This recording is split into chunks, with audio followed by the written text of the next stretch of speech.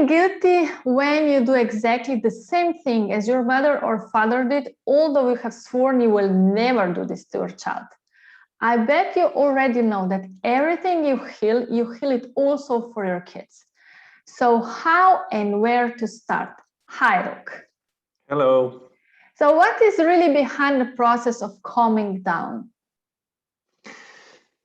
Yeah, so these findings of actually what is going on in our body and in our brain, in our nervous system are actually quite recent findings. So maybe for the last 30, 40 years or more intensely in the past 20 or 10 years, there have been some staggering findings of what is really going on when we are activated and when what is going on when we are calming down. So some of the most noticeable authors on this field are Dan Siegel and Stephen Porges and the likes. So what is actually going on when we are triggered is a state of arousal of the older parts of our nervous system, of our brain, actually. So if I would use my hand to illustrate this point, is that's the oldest part of our brain is the brainstem, and only later there are some recent more recent brain parts that have developed specifically for mammals and humans. This is the neocortex that is covering that's actually the major part of the things inside our skull. So when we are triggered, actually these older parts of our brain react, and they are super quick when doing that. So it only takes them a fraction of a second to actually react to a situation in our environment. Imagine if you are walking by the road and you want to cross it, right? And you do not see the car that is driving along this road, and you step ahead of this car.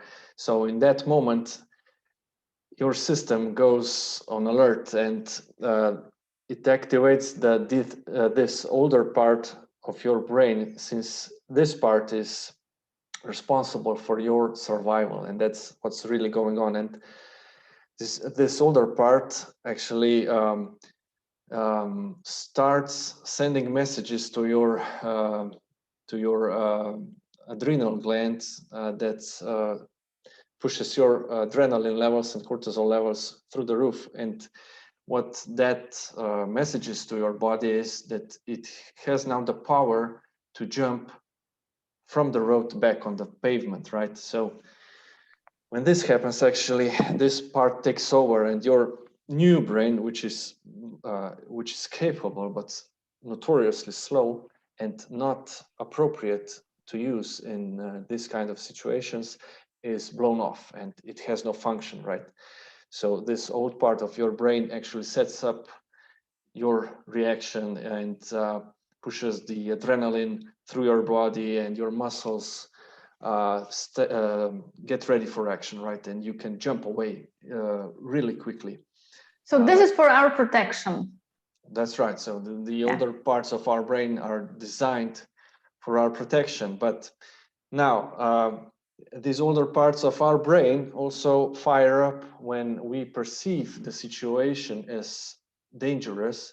And that might happen actually in a lot of relationships that are per se not dangerous, right? So when you're talking to your mother, for example, so there's nothing of immediate danger in that, right? You're talking on a phone, you're in your apartment or in your house, you're sitting on the couch, on your sofa, and you're talking to your mother, which is a few dozen, hundred, thousands kilometers away from you, right? So there's no danger in that, but your brain actually perceives this talk and some messages that are being sent towards you from your mother as super dangerous, right? So your system kind of shifts back in time, and you get this immense stress in your body, and actually that's your old brain taking over, and your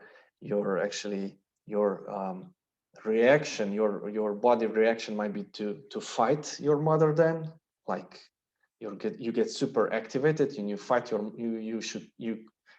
you could just yell at your mother and set one like a boundary or something. Your system might be experiencing a backlash, and you go into a freeze reaction, right? So if you can imagine you talking to your mother, and she's saying some stuff that are really heavy and don't make you feel good, right? And you kind of just slip together and just, really become one with your couch, right? So that's another reaction that your old brain is actually telling you to do now, since the perceived threat is there, out there, while it's actually not, right? Yeah, and I imagine that this threat can be like, you don't see me, you don't hear me, you don't appreciate me, I feel I'm not important to you. So it's not a physical threat, but psychological, or we perceive it like that, and that's why we react. That's right. So as I'm sitting here, I have my programs running, and these are some really old programs, right? And they are running still. And when I get across a situation now, and if that situation looks a bit something like that has happened to me in my childhood, I will start this preservation program, if you will. So the program that will ensure my survival in a situation today is getting started. It has no connection actually, and no, the facts are against it actually, but our brain is scanning and our gut is scanning, and if it scans a situation that is similar to the one in our childhoods that happened when we got wounded, the program starts running. And this makes for so many odd reactions, right, happening in our daily lives. Maybe sometimes something happens and you get a flashback after a few minutes or hours. Well, what did I actually want to do there? Where did that come from, right? What was that reaction about actually? So we do this in our everyday life with our parents, with our partner, with our kids. And maybe very quickly, how can we start changing this? Right. So the point of getting to know your programs, unconscious actually programs, is awareness.